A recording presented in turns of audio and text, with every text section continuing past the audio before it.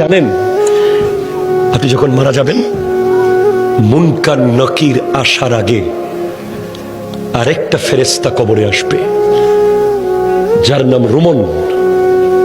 সে আপনাকে বসাবে, বলবে লেখো উকতুব আমালাক, তোমার ৬০ বছর কি কি করেছো প্রত্যেকটা মুহূর্ত লিখে দাও। ৭০ বছর যা যা করেছো সব লিখে দাও। ৯০ বছর যা যা করেছো সব লিখে দাও। আপনি জীবনে একটা বাজারের লিস্ট লেখেন নাই, আপনি জীবনে একটা দোকানের হিসাব লেখেন নাই, আপনি ট্যালেন্ট ছাত্র ছিলেন, শুধু লিখতে বিরক্ত লাগে বলে আপনি ফার্স্ট ক্লাস পান নাই কলেজে ইউনিভার্সিটিতে। আপনাকে ৬০ বছরের লেখা লিখতে হবে। প্রশ্ন করবেন, এই ফেরেশতা কালি কোথায় পাবো এত? বলবে মুখের থুতুকে কালি কালি বানাও। কলম কোথায় পাবো?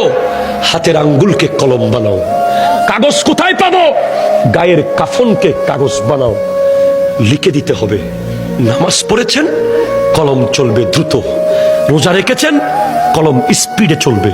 দান করেছেন, কলম স্পিডে চলবে। মা বাবার খিদমত করেছেন, কলম দ্রুত চলবে।